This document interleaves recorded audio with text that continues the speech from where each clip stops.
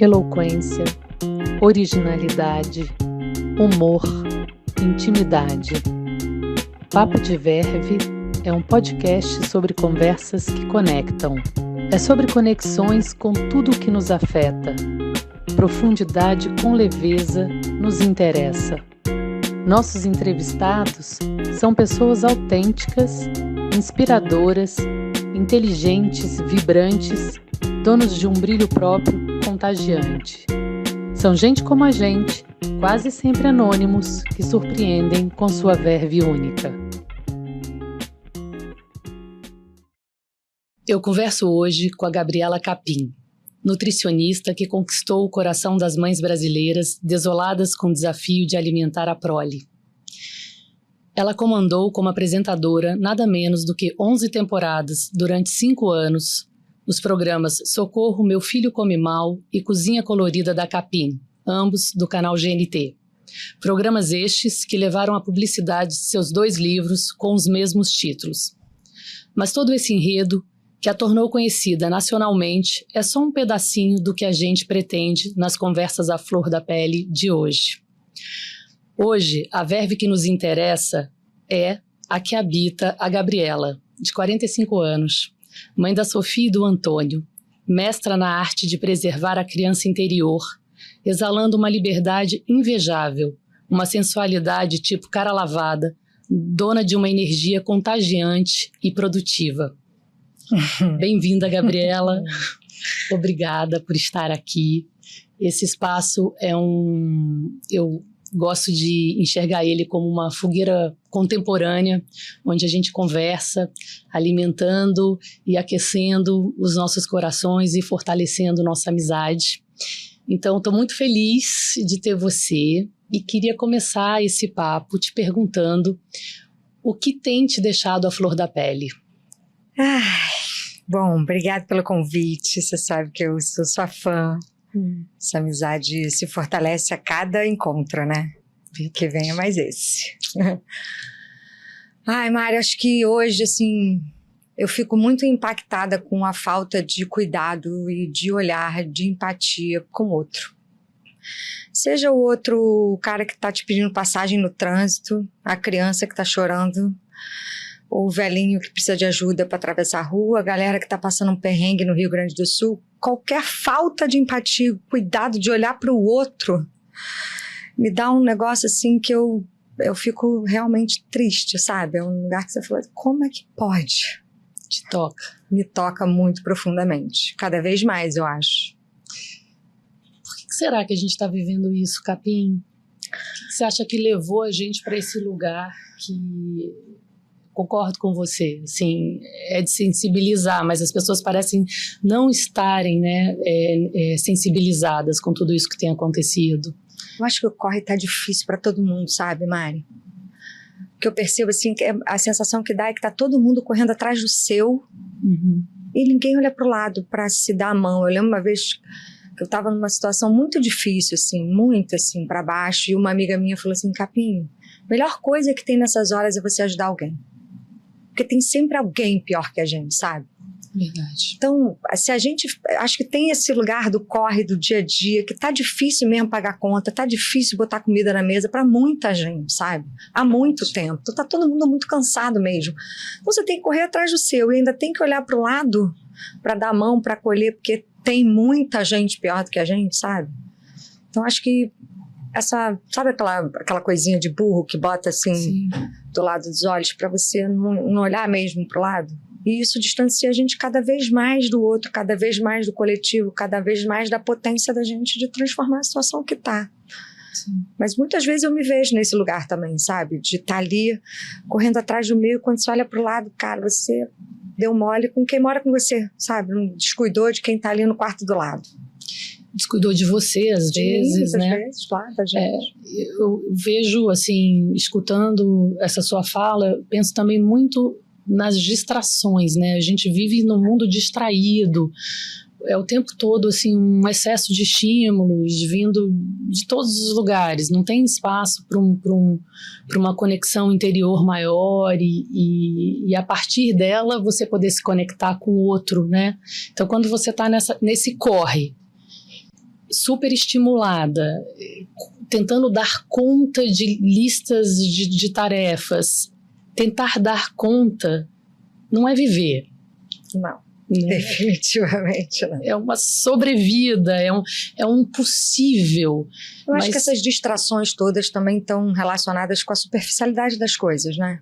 Essa conexão que você está falando, esse lugar de cuidado com o outro, de você ter esse olhar de afetar e ser afetado pelo outro, você tem que estar no mínimo de profundidade nessa relação, assim. Você tem que ter um mínimo de tempo e espaço para olhar pro lado, né? Sim. E é isso, esses estímulos são todos muito superficiais, muito rápidos, os resultados têm que ser ali agora, porque senão não adiantou.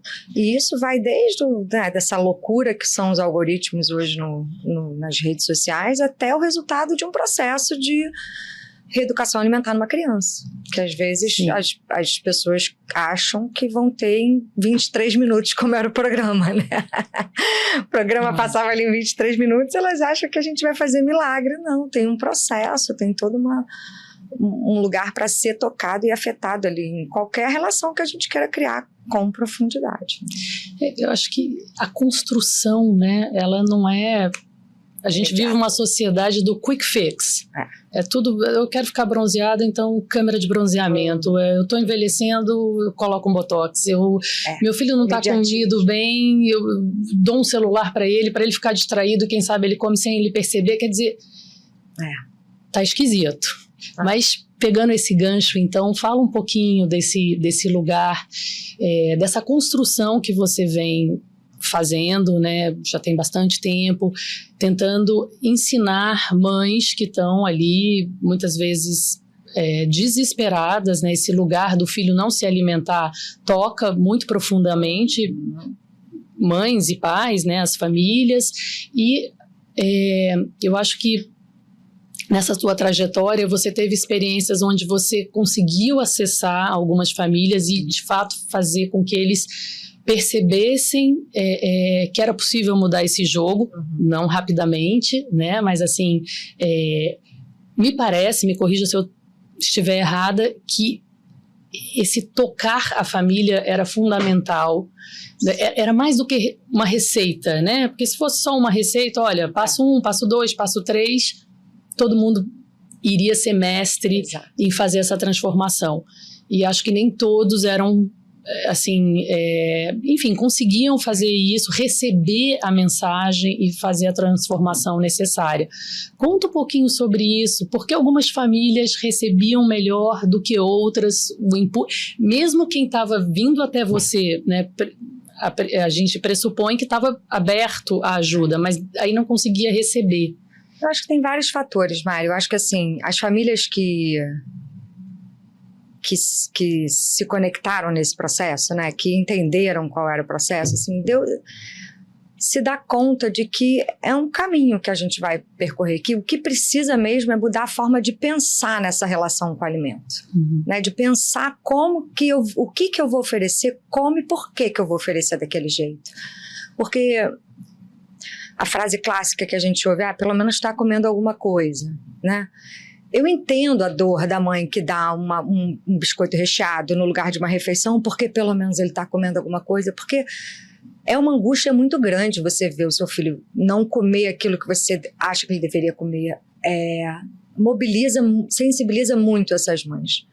E os pais também, mas as mães muito mais profundamente, porque somos nós que damos a vida, que damos o peito, que damos o alimento. Não tem essa relação direta com o amamentar, com nutrir, com colocar a vida. Tem a ver por isso que a gente, mulher, fica muito mais mobilizada do que os homens. Mas tem uma coisa que é muito... que eu acho que ilustra bem isso que você está querendo me dizer, né? Que eu falo, gente, as crianças me amam. Isso é fato, né? E quão contraditório isso pode parecer, né? Porque eu entro na casa delas, eu invento um monte de regras, dou um monte de dura no pai, na mãe, nela. Eu tiro todas as coisas que ela gosta de comer e boto uma cesta de coloridos, verduras e legumes. E essas crianças gostam de mim, sabe? Esse lugar desse limite, da regra, do contorno, é para além da alimentação. Não tem nada a ver, muitas vezes, com a alimentação. A alimentação é a pontinha do iceberg, sabe? Aquela relação, muitas vezes, está comprometida porque não tem confiança, porque não tem segurança, porque não tem as referências mesmo de uma alimentação saudável vindo daquele histórico, daquela família. Então, se a gente não se dá conta de que a má alimentação de uma criança é uma pontinha do iceberg, ou é uma pecinha dessa engenhoca toda que é a família, e todo o contexto que envolve isso, não dá pra gente trabalhar. Aí é difícil, e é difícil, porque claro que todo mundo vai muitas vezes me chamar e vai achar que eu vou trazer um cardápio colorido e vou ensinar a moça que trabalha em casa a cozinhar e vou fazer um brócolis gostosinho. Mas o caminho do brócolis do prato até a boca muitas vezes é muito mais complexo, muito mais difícil do que de trazer lá da fazenda, botar no mercado, comprar, fazer. Então, é nesse lugar de conexão, de olhar, de ter respeito por essa comida, de ter respeito por quem comprou, por quem saiu de casa para trabalhar, por quem preparou, porque tem quem está ali do seu lado te servindo. No contexto do meu trabalho, a gente vai valorizar todos esses processos. E aí, não vai botar na boca porque não quer. Azar o seu. Sabe? Tem muita gente, muitas relações te apropriando para você achar isso legal. Você não quer achar isso legal? Então não come, azar o seu. Você acha que é difícil quando você consegue, de fato, envolver a família, mas principalmente a criança, ela não... Eu não vou dizer ceder, mas pelo menos ter uma abertura para abraçar essa proposta, né? Para mim é mais fácil dobrar as crianças do que os adultos. Muito mais, sempre foi. Eu imagino. Para mim, sempre foi mais legal trabalhar com as crianças do que com os adultos. Mas eu entendo a necessidade de trabalhar com os adultos também, porque não adianta, porque é para casa desses adultos, dessa família que essas crianças vão voltar, né? Tem um tomador de decisão ali, né? Que precisa tem o facilitador, né? Tem o dificultador, tem todos os personagens nessa casa, nessa família, que vão facilitar ou não o processo dessa criança. Então, assim, não é incomum eu ouvir, Capim, quando tá com você, come de tudo, né? Mas volta pra casa, não come nada. Nessa frase fica claro que a questão muitas vezes não é a criança. Mas eu trabalho com os pais, assim, quando eu consigo tocar, quando eu vejo que eu virei a chavinha. Porque é isso, na criança eu viro a chavinha, fato. Essa criança pode nunca mais me ver, mas ela vai lembrar daquele dia que ela descascou beterraba comigo e ficou com a mão toda rosa. Vai ter um dia que ela vai lembrar disso. Quando ela tiver 30, 40 anos, ela vai comer beterraba e ela vai lembrar dessa experiência. Os pais precisam se dar a oportunidade de serem tocados no lugar de olhar para essa criança como um indivíduo independente deles, com desejos, quereres, vontades, tamanho de estômago, de fome, diferente deles. Sim. E do desejo deles. Quando a gente consegue botar essa criança como um indivíduo separado desses pais, esses pais olharem para ela desse jeito, a gente começa uma conversa aí que tem um propósito mais alinhado. Que bacana. Capim, isso me leva a uma outra faceta sua que eu acho fenomenal, que é a Capim e a maternidade. Eu acho que você reinventou o jeito de maternar, você construiu um jeito único que eu admiro muito, né? Assim, Capim, mãe de Sofia e de Antônio, eu sou mãe de Catarina e Valentina, então muitas das vezes é fácil fazer um paralelo, né?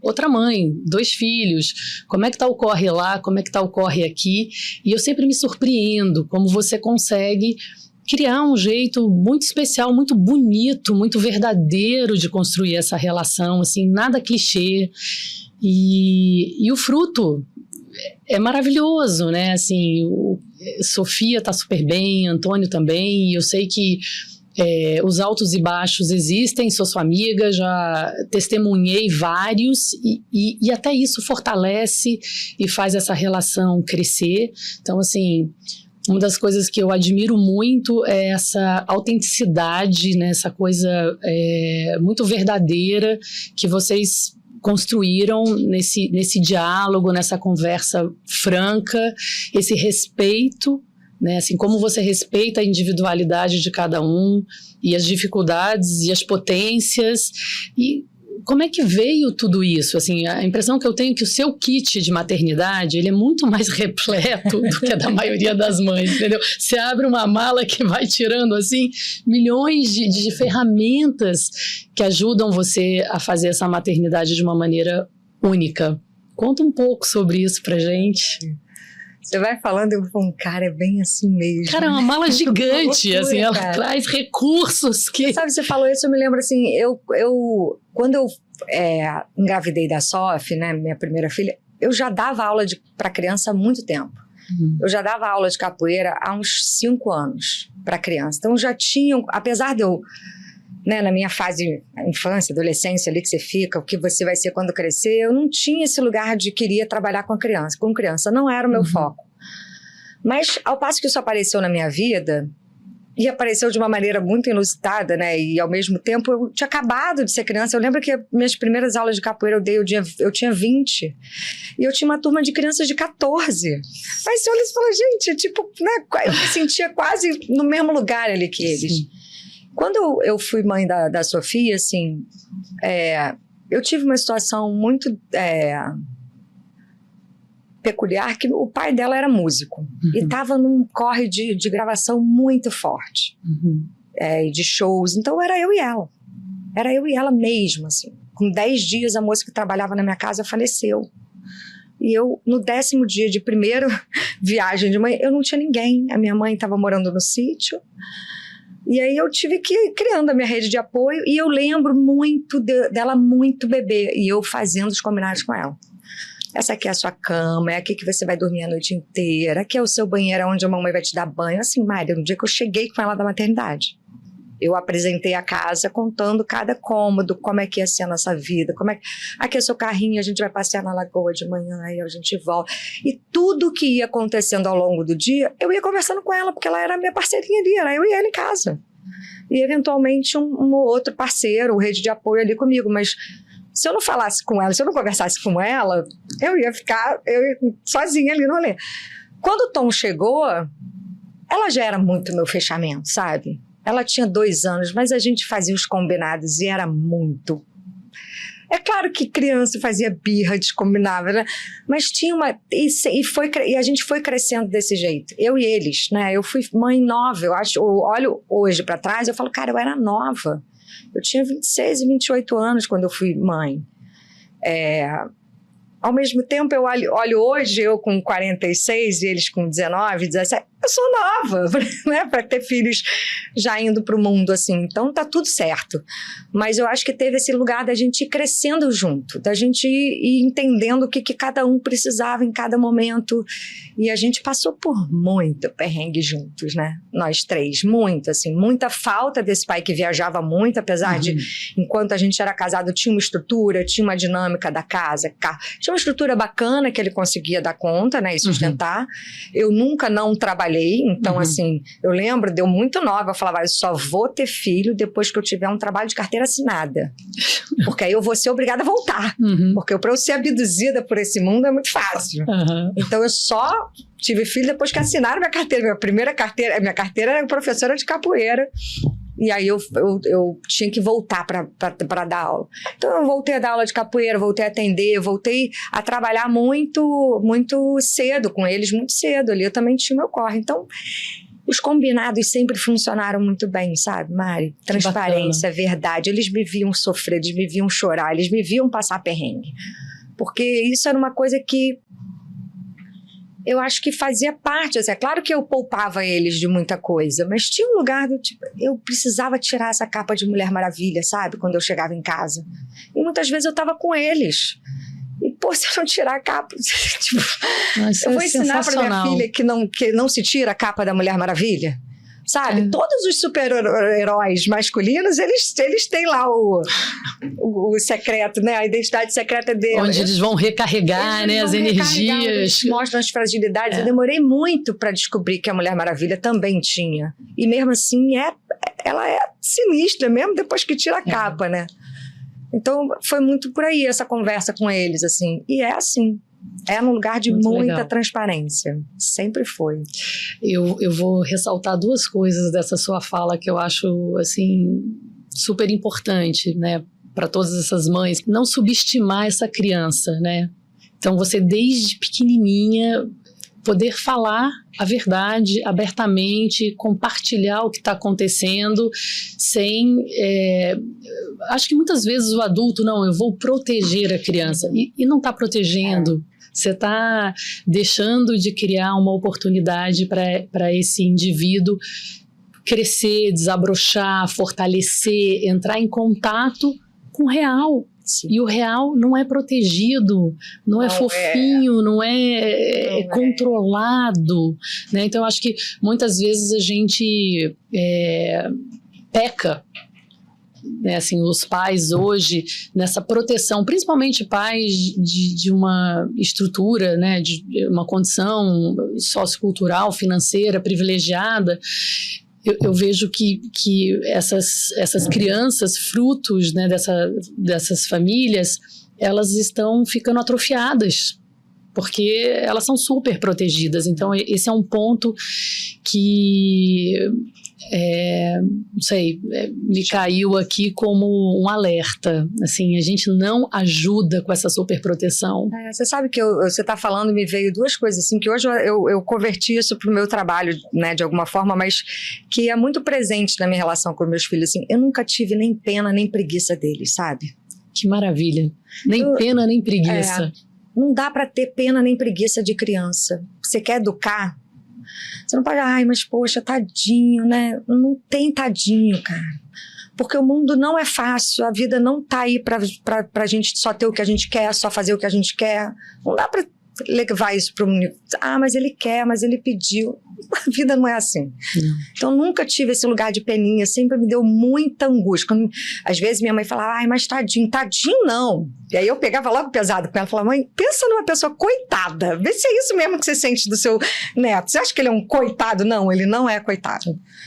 E preguiça, sabe? Tipo, poxa, se deixar, fica o dia inteiro no celular. Então não deixa. Pra não deixar uma criança pequena ficar o dia inteiro no celular, tem que inventar moda. Tem que estar com ela, tem que inventar coisa pra fazer, tem que propor coisa. Só falar pra criança, sai do celular, sai do televisão, não sai do celular, você não tira da tela, porque não sei o quê, pessoal, fica o dia inteiro. E você tá propondo o quê? É o adulto que tem que estimular, é o adulto que tem que tirar da tela. E propor qualquer coisa. Então, esse lugar, assim, eu sempre tive muita disponibilidade pra estar com eles, sabe? Bacana. Mesmo, assim, eu gosto, né? Eu sei. Gosto. Então, me conta um pouco dessa tatuagem, que tem tudo a ver com essa história, com a sua parceira, com elo, com a confiança. Cara, a Sofia... Primeiro, Capim, eu não sei se as pessoas vão estar assistindo ou ouvindo. Tá. Conta o que é essa tatuagem para quem não tá. Então, deixa eu contar a história, depois eu conto a tatu. Vai lá. A Sofia, em algum momento, ela devia ter ali uns 9, 10 anos, ela mentiu pra mim alguma coisa, eu nem lembro exatamente o que, Mário. Foi na casa de uma amiga, foi pra outra, disse que ia dormir eu não lembro exatamente o que era, mas peguei na mentira. E sempre foi uma coisa comigo, com eles, que eu sempre falei, não vale mentir, porque sempre vai ser pior. Eu não posso te ajudar. Se você tiver mentindo, você falar pra mim que vai pro circo voador e for pra casa da sua amiga, vai pra casa da amiga e for pro circo voador, o circo voador vai pegar fogo, eu não vou estar nem aí. A casa da amiga vai pegar fogo, eu vou estar tranquilona que você tá no circo. Então, assim, não vale mentir pra mim, porque se der ruim, é pior. Porque tem todo o remendo da mentira. E aí eu peguei ela numa mentira e tinha que ter uma conversa com ela. Falei, olha, você mentiu, eu não gostei. Não é assim que a gente vai fazer a nossa relação acontecer. Eu preciso confiar em você. Você está crescendo, você está querendo ir para lá e para cá sozinha. A confiança, a autonomia de você sair sozinha, ela vem junto com a responsabilidade de me deixar tranquila e de eu confiar em você. E a confiança é um fiozinho fininho que liga eu e você, um fiozinho invisível que está aqui, ó, ligando o meu coração no seu. E se esse fio arrebenta, a gente vai dar um nozinho, porque a gente é mãe e filha, porque eu te amo loucamente. Mas, cara, vai ter sempre esse nozinho. E cada vez que esse fio da confiança se arrebentar, vai tendo ruído na nossa comunicação, vai tendo ruído na nossa relação. E eu não quero. Então, eu fiz com ela assim, puxei um fiozinho invisível e falei, cara, esse fio é nosso, tá aqui, não vale... A gente tem que cuidar muito bem dele para não arrebentar, beleza? Beleza. Passou-se anos, ela querendo fazer uma tatuagem, quero fazer uma tatuagem, tá bom, então enfim, 16 anos ela podia fazer uma tatuagem. E aí eu, naquela, entre a liberdade e o controle, filha, mas você quer fazer o quê? Que tatuagem? Como? Aonde? Ela falou, mãe, eu pensei em fazer o com fio. Eu escrevo, você escreve com, e eu escrevo fio, e aí a gente faz de um jeito na mão que o com fio fica escrito juntos quando a gente estiver juntas. A ideia foi dela, Capim. Ela que me propôs essa tatuagem. Que lindo. Tipo, sem brincadeira, Mari, deve ter sido uns 6 anos depois, no mínimo 6 anos depois dessa conversa. Que bacana. Ela veio com essa. E aí é tipo, melhor presente não há, sabe? E assim, não que ela nunca mais mentiu pra mim, mas tem aquele lugarzinho, tipo, finge que me encana, que eu finge que acredito, e lá na frente, em algum momento, eu solto uma e falo assim, lembra? Tô ligada que aquele dia, naquela situação, você mentiu pra mim.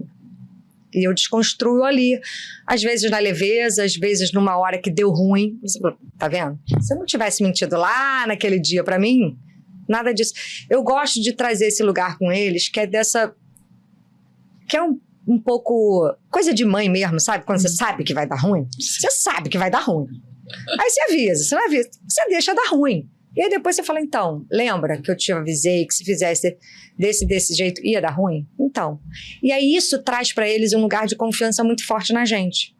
Porque o que a gente não tá fazendo para distrair, a gente não tá fazendo para poupar a gente de um trabalho que vai dar, sabe? A gente tá fazendo porque a gente tá construindo uma relação e uma consequência, e uma referência neles de causa e consequência. Aí quando a consequência vem depois, ela, confirma o que a mamãe falou, é melhor eu confiar nela. E aí eu acho que foi assim que a gente foi construindo mesmo essa relação de confiança. De novo, construção, né, Capim? É, sempre. As coisas que têm valor, elas são construídas, né? Não é o que você ganha, é o que você batalha. É o que você conquista. Sei lá, transpira para ter, para valorizar. E a maternidade tem muito disso. Cara, com certeza. Eu acho que eu sou uma profissional melhor depois que eu fui mãe, e uma mãe melhor porque eu sou uma profissional que trabalha com criança, sem dúvida. Bacana.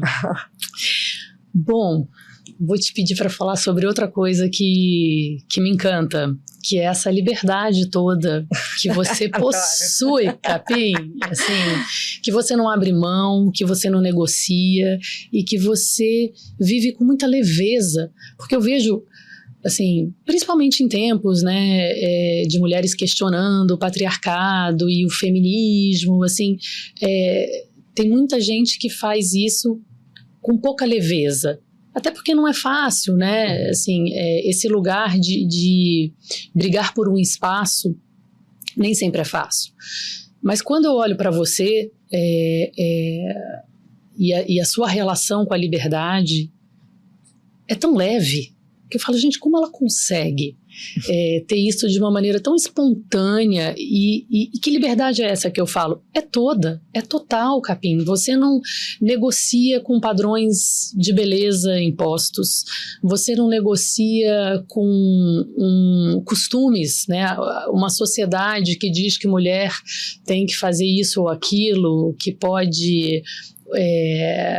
usar roupa assim ou assado, que deve ter uma conduta X no primeiro relacionamento, na primeira noite. Assim, eu sinto que assim, ninguém mexe com essa mulher neste lugar de alguma forma dizer o que ela tem que fazer. Ou, assim, eu não me diz se eu estou errada, mas eu não consigo ver você refém do olhar do outro. Talvez de uma maneira muito, assim, direta.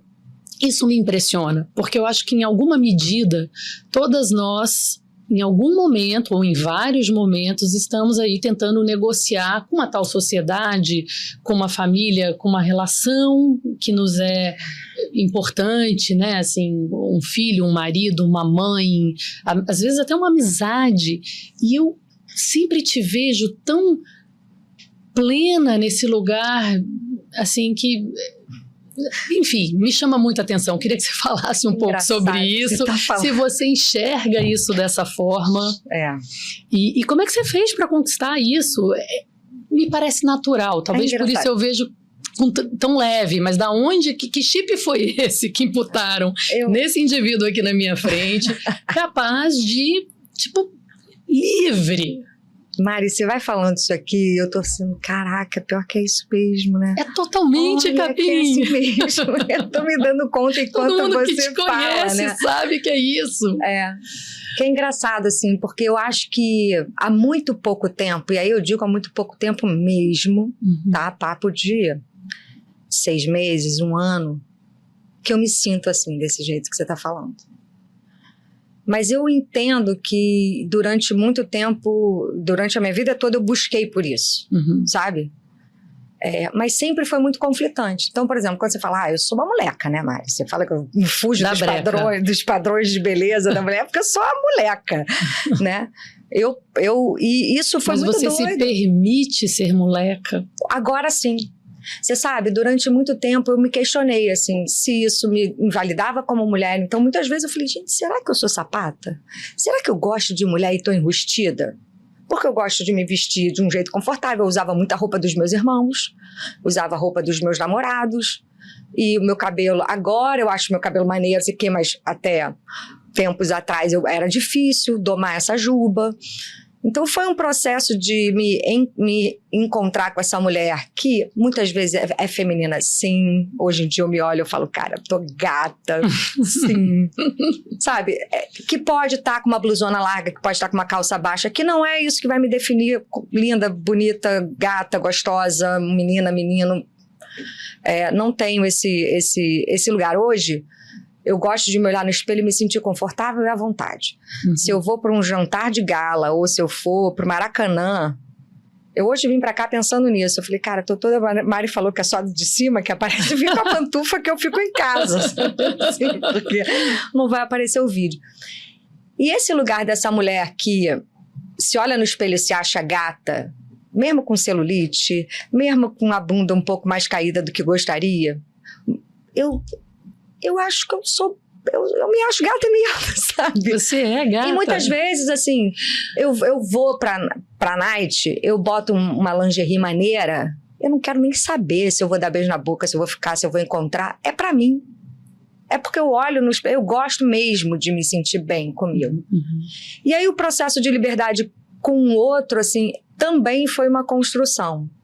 Eu vim daquele casamento padrão de casar com um cara que tá bem, sabe, que já tá estruturado, bem sucedido, que não vai ser um problema a estrutura da casa. Minha mãe fala, ai, que ótimo, né, casar com um cara rico.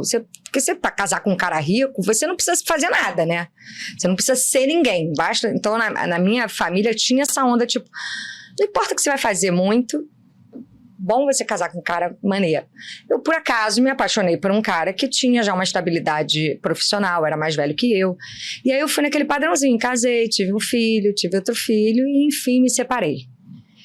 Nessa minha primeira separação, assim, nessa entre-safra que eu costumo dizer, assim, eu vivi uma outra adolescência, praticamente. Eu lembro de uma amiga minha sentar comigo e falar assim, vamos fazer uma lista de todos os caras que você tem vontade de ficar e nunca ficou? E eu amei. Isso é ou não é liberdade? Porque eu achei, falei, caraca, olha que legal, sabe? Você olhar para os caras, e sejam amigos, flertes, desconhecidos, amigos do amigo, e você olhar com esse lugar do tipo, acho que eu vou te paquerar. Acho que eu vou flertar com você, eu escolho, eu não sou só escolhida. Sabe? Exatamente. Então eu tive um momentinho, aí tive um momento de achar que eu nunca mais ia me apaixonar. Aí você me apaixonando por um monte de gente. Sofria e eu sofro. Quando eu me apaixono, essa minha liberdade toda fica um pouco tolhida. Porque aí eu fico na fantasia. Eu adoro fazer umas fantasias e uns amores platônicos, mas nessa segunda fase agora, que eu me separei recentemente do segundo casamento, eu confesso que eu tô ainda mais livre, Mari. Mesmo assim. E é uma liberdade que eu mesma julgaria em outros momentos uma bagunça, uma patifaria, mas não é só um... Bem-vinda à patifaria. Eu sou bagunceira mesmo, eu acho, sabe? Tem jeito melhor de viver. Sou muito leal, assim, sou muito fechamento. Se eu tô com uma pessoa, se eu tenho uma relação, eu tenho uns pratinhos que eu rodo aí a vida inteira, que, cara, são meus pratinhos da vida inteira e a gente tem aquele canal ali que não se abala. sabe? A gente vai e volta, e casa, tem filho, e não sei o que, nananana. Quando a gente se encontra, tem um lugar ali que é nosso. E que é dessa construção da vida inteira. E aí tem o outro ali que eu conheci no barzinho, que é fofo, flerte, um beijo na boca. Ah... Eu tô nessa fase, amiga. Eu tô nessa fase assim. Muito Agora bom. Eu já sei que eu posso me apaixonar de novo a qualquer momento, porque, né, a paixão tá aí pra surpreender a gente e tirar toda essa bagunça do rolê. E eu adoro me apaixonar também. Então, eu adoro estar nesse lugar que eu deito a cabeça no travesseiro. Eu não penso muito em ninguém, Sim. sabe? Que não tem ninguém me distraindo. Tô nessa fase. Mas também sei que eu posso atravessar a rua e me apaixonar no elevador. Então, enquanto eu não me apaixono, eu tô aí rodando meus pratos. Tá se divertindo. Tô me divertindo. Muito bom, muito bom. Com muita responsabilidade. Que aí, voltando àquele papo de mãe... Sim. Tem 2 regras de ouro na minha casa, que eu sempre falei pros meus filhos, desde que eles nem sabiam o que eram cada coisa, tá? Que eu falava assim, desse jeito leve que você fala que eu tenho, né? Que no flerte eu falo que eu perco o flerte, mas eu não perco a piada, sabe? Eu sou essa bem brincalhona, bagunceira até no flerte. Mas com os meus filhos eu sempre botei para eles 2 regras muito sérias, que são regras da vida adulta. Mas que eu não sei por que me deu esse start de estar sempre falando com eles de brincadeira, até o dia que eles entendessem a profundidade dessa brincadeira.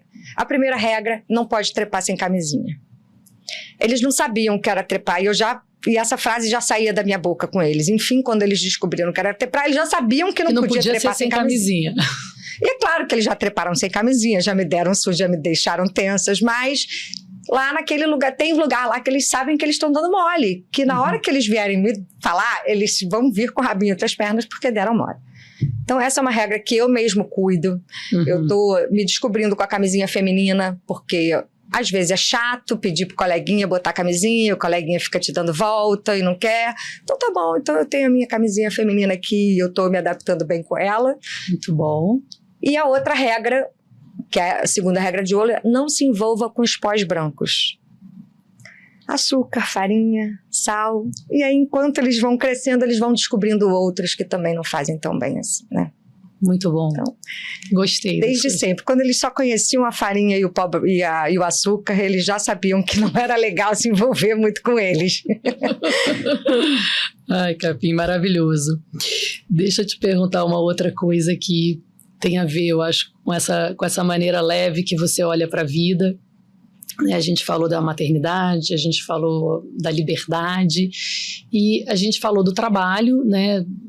Como é que ele, enfim, fez parte, né? Mesmo você tendo casado, como a sua mãe indicou, um cara com uma situação confortável, você não deixou de trabalhar, né? Você só engravidou quando estava com a carteira assinada, quer dizer, em algum lugar, mesmo na bagunça, esse trabalho era uma coisa importante para você e você foi crescendo e enfim, se tornou uma pessoa, uma figura pública, tem uma autoridade para falar de nutrição infantil, né? Teve o programa, os livros, até hoje, né? Você é convidada para dar palestras, tem a sua colônia, enfim, tem vários filhotes, muitos desdobramentos dessa nutrição levada com muito amor, né, para os pequenos. E eu sei que teve um momento que você chegou a ter um burnout, né? Então, assim, mesmo com a sua leveza, mesmo com os combinados, teve uma hora que deu ruim. E eu queria que você contasse um pouquinho como é que foi esse processo, como é que você saiu dele, né? O que a gente pode... Tem uma frase que eu gosto muito, que nessa vida a gente não perde nunca, né? Porque ou você ganha ou você aprende. Então, o burnout foi, eu acho que uma lição, no mínimo. Conta um pouquinho pra gente sobre isso. Sim. Cara, eu vinha num corre muito, muito intenso. Desde que o programa estreou em 2013, eu tomei um susto. Porque, a princípio, eu achei que era mais fácil do que ia ser. E, na verdade, todo mundo, assim, o projeto era um projeto muito intenso, né? E o cronograma nunca dava certo, sempre atrasava os cronogramas, então eu estava sempre correndo atrás, sabe? A conta nunca fechava. O cachê era legal, mas atrasava o cronograma, eu não conseguia fazer outros eventos, eu não conseguia fazer outra coisa, e a conta já não fechava tão bem, então eu estava sempre correndo atrás do rabo para pagar a conta do mês seguinte. Uhum. Eu não tive ali, quando chegou ali, quando o programa estreou, eu vinha de um universo muito pequeno mesmo, minha casa, eu dava aula de culinária dentro da minha casa, eu atendia na casa das pessoas, eu não tinha ideia do que era aquilo que estava acontecendo comigo. Eu fui muito mal assessorada, de certa forma, sabe? Muito mal...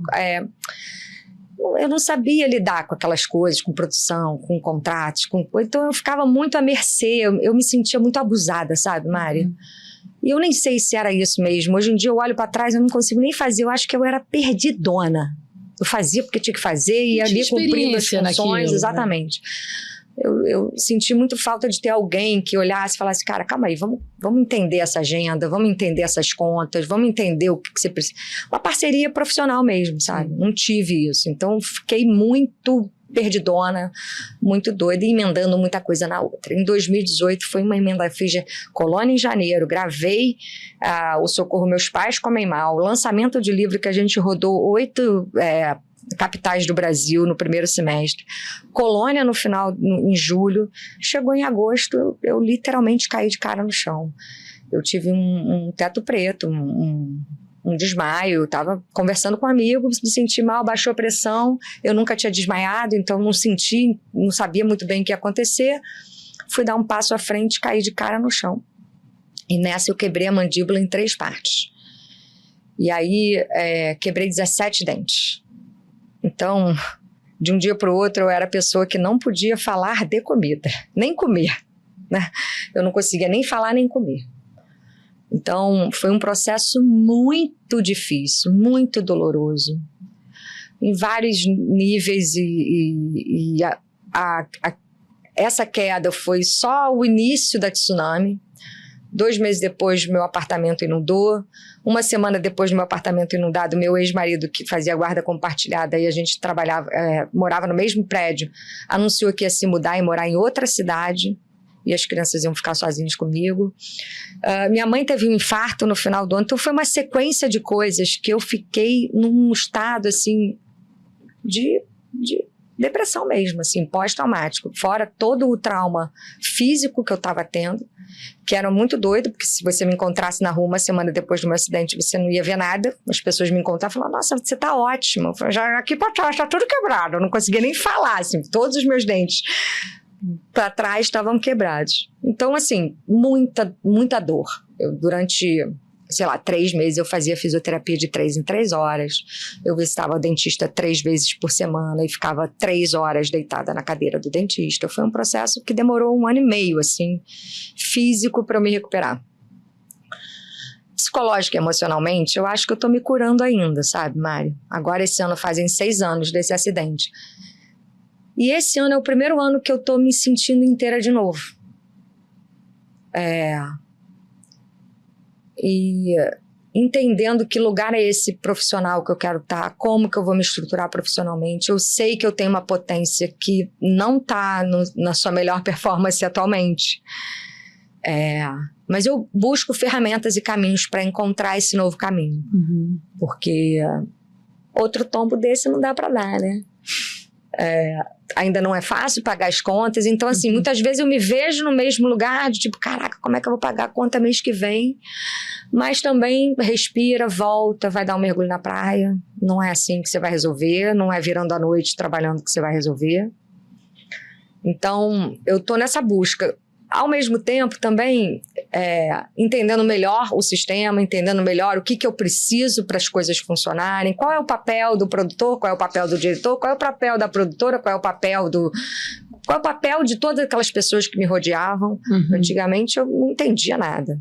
Uhum. Então as minhas necessidades vão ficando também um pouco mais claras, mas eu acho que eu penso muito sobre qual foi o maior aprendizado, sabe, Mari? Uhum. E eu não consigo chegar muito à conclusão.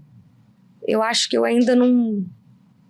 É claro que a primeira coisa que vem à cabeça é uma uma ruptura na vaidade, né? Porque uma pessoa que fala de comida com a cara exposta na TV, de repente, literalmente quebra a cara e não pode mais falar nem comer, mais simbólico do que isso, eu não consigo. Não dá pra ser. Não sei, entendeu? Mas como ao mesmo tempo eu me vejo muitas vezes num lugar tipo, caraca, cara, e agora? Como é que eu volto? Quem sou eu a partir de agora? Aí, ao mesmo tempo, eu olho pra trás e falo, cara, eu sou a Gabriela Capim, que fiz isso, que faço aquilo, que já... Tem uma lista de coisas que eu me empodero hoje em dia, que antes eu... Acho que era... Tem aquela coisa daquele autossabotagem, sabe?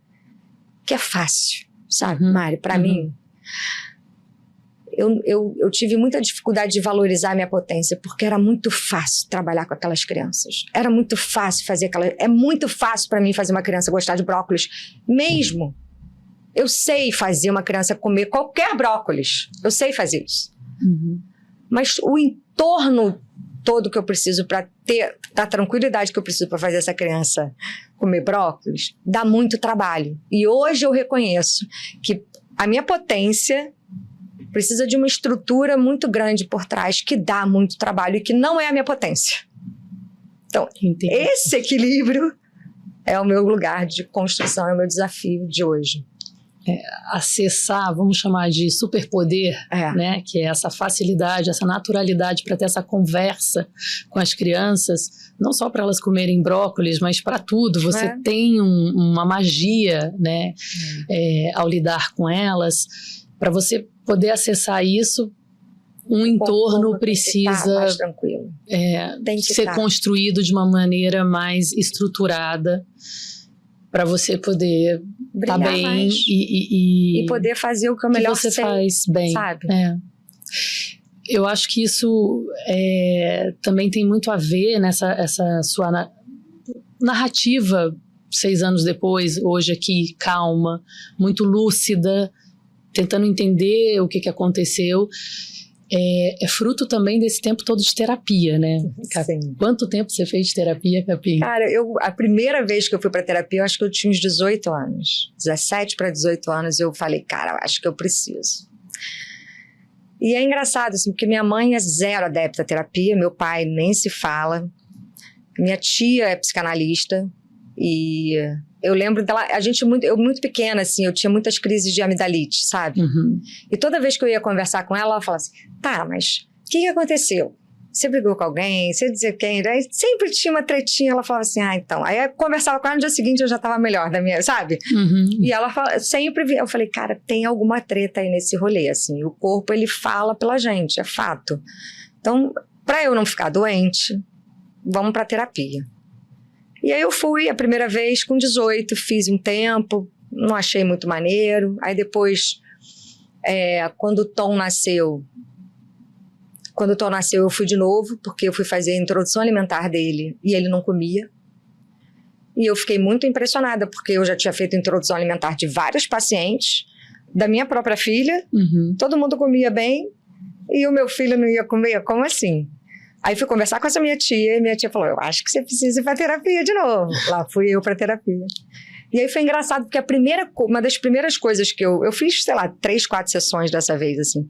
E ele falou pra mim, ele falou, esse bebê aí, é o seu último? Aí eu falei, aquela dor no coração, né? Eu falei, eu adoraria ter o terceiro, mas meu marido não quer. Aí ele olhou pra mim no fundo e eu falei, mas esse aí vai ter que crescer. Não vai dar pra ficar bebê pra sempre.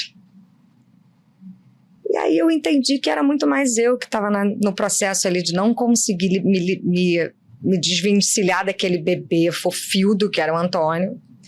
E aí esse processo foi engraçado, porque eu acho que talvez esse tenha sido o primeiro start de, cara, eu preciso construir a autonomia dessas crianças. Sabe? Ele precisa aprender a comer. E aí foi daí pra frente. E aí eu sempre fui voltando a vida inteira. Fazia, parava. De uns tempos pra cá não consigo mais parar, assim. Sinto muita falta quando eu fico sem. Muita falta mesmo. É um super investimento, né, Capim? Digo assim, que para uma relação mais, né, voltando àquele papo da minha liberdade, de eu me encantar, assim, que se não estiver fazendo terapia, meu amor, nem chega perto de mais mim. Difícil.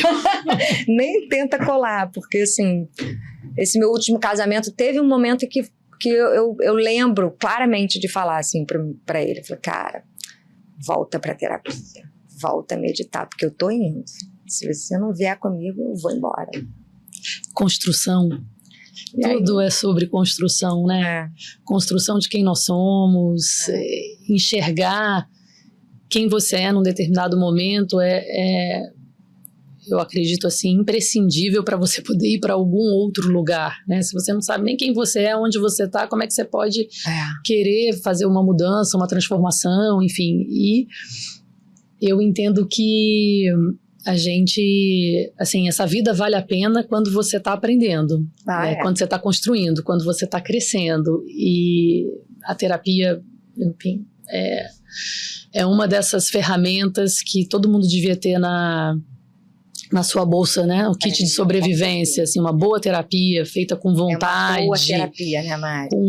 Com quem te acessa e tem um fechamento com você que te deixa seguro para essa troca, né? Eu adoro. Eu também. Eu adoro. Eu também. Eu também. Assim, agora eu faço de 15 em 15 dias, porque eu não consigo pagar toda semana, porque eu podia fazer 2 vezes por semana fácil. Sou desse time, Capim. Estaria feliz. Assim. Recomendamos. Recomendamos forte. Porque, assim, por um período, Mari, eu achava que eu tinha que ter alta, sabe? Uhum. Eu tinha uma certa agonia daquelas pessoas que falavam, eu tô há 10 anos fazendo terapia. Aí agora você fez a conta, aí são quase 30, né, que eu faço. E eu falo, cara, hoje eu falo, não quero deixar de fazer, assim, não é uma muleta, não, sabe, como eu achava que seria. É um lugar é esse lugar da construção, de me acalmar por dentro, sabe? Eu me cobro muito, cara, eu sou muito, tem que fazer, tem que... Se eu não der essa acalmada, eu dou defeito. Você está falando, né, das pessoas que ficam muito tempo e qual é a relação, né, que resultado que a gente quer da terapia e se não quer, enfim, são estágios. E eu tô lembrando como foi engraçada, assim, a minha primeira sessão de terapia com um sujeito fantástico, Narciso Teixeira de Mello. Eu cheguei com um script já. Adoro. De quem era a Mariana, porque eu simplesmente não tinha tempo a perder. Maravilhoso. Então, Narciso, tá aqui, ó, minha construção familiar, da onde eu vim, quem são meus pais. Total, um esqueminha. Quem eu era profissionalmente, quem eu era emocionalmente, quem eu era nos romances. Então, olha só, você lê aqui, por favor, porque eu não quero ficar aqui com um monte de sessão tendo que te contar coisa que você vai ler, você já entendeu. Daqui a gente já parte para uma evolução. Ele ficou olhando pra minha cara, rindo, e o mais divertido foi que ele falou, Mariana, essa foi a segunda vez que isso me acontece em, sei lá, mais de 30 anos aqui de análise.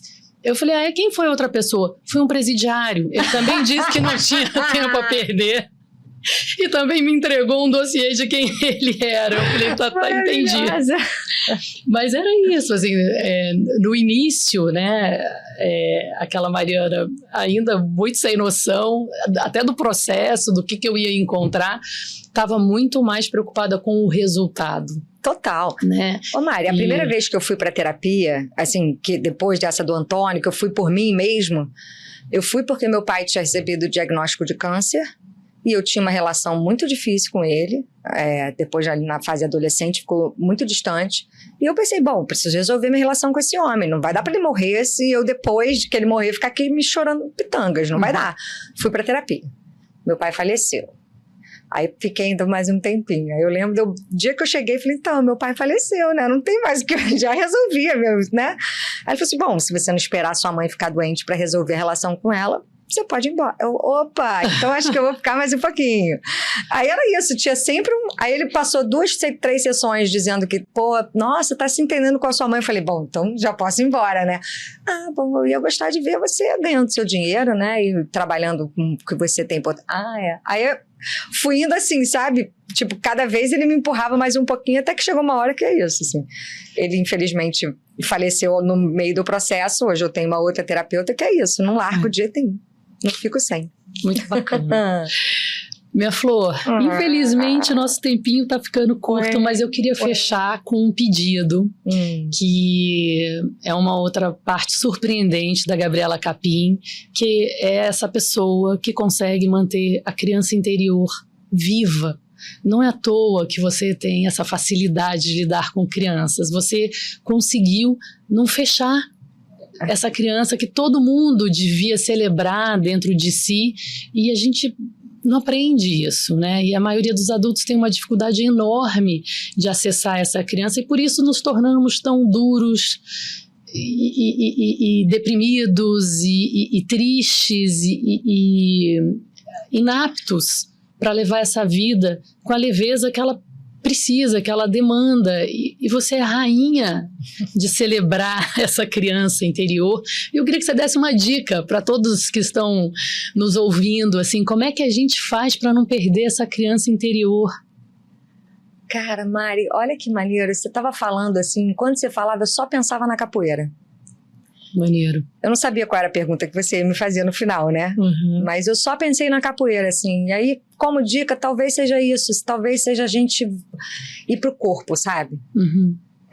Essa minha terapeuta atual, ela um dia falou pra mim isso. Ela falou, Capim, acho que a capoeira te salvou na sua fase adulta. Porque eu comecei a fazer capoeira em 98 e não parei nunca mais, né? Entre vai e vem, mais intensidade, menos. Mas a capoeira faz parte da minha vida, assim, durante esses 30 anos, quase, né? Mas tem uma coisa do corpo falar, sabe? Uhum. A capoeira me traz esse lugar do tipo, é brincadeira, é jogo, é zoação, ler o outro. Tá de cara com o outro, na transparência do outro, porque na hora da roda da capoeira você não tem mimimi, você tá vê difícil dar volta ao mundo. Exatamente. E no jogo você vê quem é vaidoso, você vê quem é arrogante, você vê quem é humilde, você vê quem é brincalhão, você vê todas essas... e você também não se esconde, né? Eu vejo dias que eu tô mais agitada, dias que eu tô mais marrenta, dias que eu tô mais quieta. Tá ali no jogo, na roda, na brincadeira, sabe? Então, eu gosto de pensar que o movimento, meu corpo se movimentando me traz de volta esse brincar, me traz de volta esse lugar de criança, sabe? Por isso que agora eu me rendi à musculação. E aí eu vou, que nem remédio, acho um saco, academia fedorenta, odeio. Mas eu vou porque a gente está envelhecendo e meu corpo tem que continuar funcionando bem, porque eu quero jogar muita capoeira, quero dançar muito forró, eu quero bailar muito. Me bota numa pista que eu viro criança. Esqueço de azarar, esqueço de comer, esqueço de beber, eu quero dançar. Então o meu corpo, ele me coloca muito nesse lugar do brincar de novo. E eu amo. Lindo, Capim. Que você continue dançando com a vida, que você está indo muito bem, dançando lindamente. Agradeço a capoeira pelo nosso encontro. Sim. Foi assim que a gente se conheceu, Capim e Meia Lua. Muito bom. E espero que a capoeira continue fazendo parte das nossas vidas. Muito obrigada, Capim. Obrigada. Foi um presente ter você aqui. Foi um presente meu te ouvir e conversar com você. Muito obrigada. Até a próxima. Obrigada. Beijo.